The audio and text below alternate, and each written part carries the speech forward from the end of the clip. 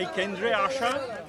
আমি প্রথমেই আপনাদেরকে আন্তরিকভাবে ধন্যবাদ জানাচ্ছি, কারণ যখন আমি ভেতরে গেলাম, আপনাদের সাথে বাইরে সাক্ষাৎকার করে গেলাম এবং আপনারা সকলেই বাইরে ছিলেন, তো যার ফলে যে ওখানকার ছাত্রছাত্রীরা যেই পরিবেশে পরীক্ষাটা দিচ্ছে সেখানে কোনো বিঘ্নিত হয়নি।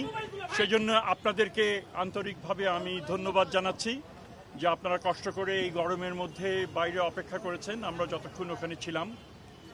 আমরা জানি যে সারা দেশে আজ এই পরীক্ষা, এটা এসএসসি পরীক্ষা এবং তার সমমানের যে অন্যান্য পরীক্ষা সেগুলো শুরু হয়েছে। 29,28,000 ছাত্রছাত্রী এই পরীক্ষায় অংশগ্রহণ করছে। 3,000-এর কিছু বেশি, এখানে আমরা জানি যে 30,000-এর কিছু বেশি প্রতিষ্ঠানে থেকে তারা পড়াশোনা করে এবং কেন্দ্র হচ্ছে প্রায় 3,815টি কেন্দ্রে এই পরীক্ষা সংগঠিত হচ্ছে। এটা বিশাল এক কর্মযজ্ঞ এবং এটা করতে গিয়ে আমরা নিশ্চিত করতে চেষ্টা করেছি যে ধরনের ব্যত্যয় মাঝে মধ্যে ঘটে যায় সেটা যেন না ঘটে। যথেষ্ট আমাদের যে সহকর্মী যারা রয়েছেন এবং অন্যান্য প্রতিষ্ঠান যারা দেশের বিভিন্ন অঞ্চলে এই পরীক্ষা সংগঠিত হচ্ছে, তাদের আন্তরিক প্রচেষ্টা ছিল এবং এর জন্য যে প্রাথমিক যে কাজ যেটা সম্পাদন করা দরকার ছিল, অর্থাৎ পরিকল্পনাটা করা, সেটা সুচারুভাবে সেটা সম্পন্ন হয়েছে বলে মনে করি। তবে আমরা আশা করি যে এই পরিবেশ বজায় থাকবে পরীক্ষার শেষ দিন পর্যন্ত। আমরা একটা বিশেষ বিবেচনায় যেটা আমাদের কিছুটা যেটা আমরা করেছিলাম যে পরীক্ষার তারিখ ইস্টার সানডেতে পড়েছিল 20 তারিখে, আমরা অবশ্যই সেটা বিবেচনার মধ্যে নিয়ে সেই তারিখ 21 তারিখে করা হয়েছে এবং যার দ্বারা যে খ্রিস্টীয় সম্প্রদায় তারা আমাদেরকে আন্তরিকভাবে ধন্যবাদ জানিয়েছেন যে এই কাজটা আমরা করেছি। সো আমরা বেশি বলার কিছুই নেই, পরীক্ষা তো সবে শুরু, আমাদের পরীক্ষা সবে শুরু এবং যদি সম্পন্ন, আমি এখন শেষ করি নাই, পরীক্ষা সবে শুরু, ছাত্ররাও দিচ্ছে না, আমরাও কিভাবে এটা সম্পাদন করছি সেই পরীক্ষাও শুরু।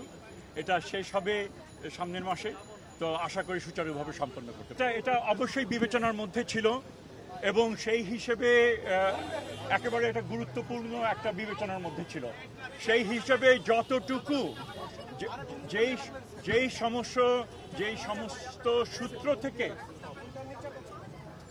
সমস্ত সূত্র থেকে প্রশ্নপত্র ফাঁস অতীতে হয়েছে বলে জানা গেছে, আমরা চেষ্টা করেছি সেই সূত্রগুলো প্লাগ করা, যে সেখান থেকে যেন না হতে পারে। তো আশা করি আমরা সাকসেসফুল হব এবং আজকের আগে আমরা এই ধরনের কোনো ঘটনা ঘটেনি এবং এক্ষেত্রে অবশ্যই একটা টপ প্রায়োরিটি এরিয়া হিসেবে আমরা এটাকে দেখেছি এবং কার্যকর একটা প্রয়োজনীয় ব্যবস্থা আমরা গ্রহণ করেছি। আমি আর দুটো প্রশ্ন নেব। স্যার, কাউকে তো ছাড় দেওয়ার সুযোগ নেই, বিশেষ করে সামাজিক যোগাযোগ মাধ্যমকে কেন্দ্র করে অনেকেই উড়ো খবর দেয়। প্রশ্ন ফাঁস না, তারা বলছে এটাই ফাঁস করা প্রশ্ন, তাদের নিশ্চয়ই আইনের আওতায় নিয়ে আসা।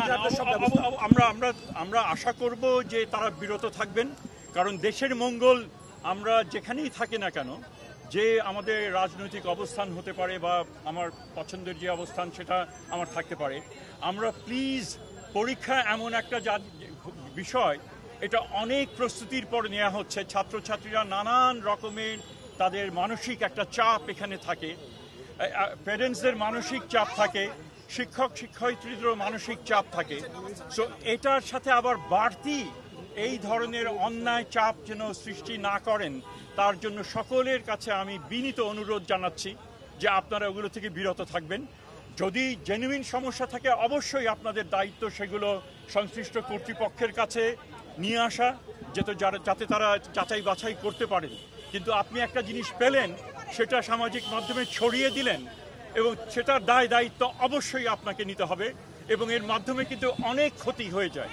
সো আমরা যে কোনো শুভবুদ্ধি সম্পন্ন মানুষকে, ব্যক্তিকে এবং যারা সামাজিক মাধ্যম করেন তাদেরকে আমরা বিশেষভাবে আবেদন করব আপনারা সেগুলো থেকে বিরত থাকুন। সেটা তারাই বলুক। সেই প্রশ্ন তো সিলেবাস কতটুকু সহনীয় হয়েছে আমরা মনে করি সেটা বিবেচনার মধ্যেই রেখেই করা হয়েছে এবং কতটুকু সহনীয় সেটা আমি বলার চাইতে বোধহয় ছাত্রছাত্রীরা যদি জিজ্ঞেস করেন তারাই বলুক। না, সেই জিনিসগুলো বিবেচনার মধ্যে রেখেই করা হয়েছে, নির্দিষ্টভাবে সেটা ধরেন সংসদ কর্তৃপক্ষের কাছে বলতে হবে, তবে বিবেচনার মধ্যে সেটা ছিল।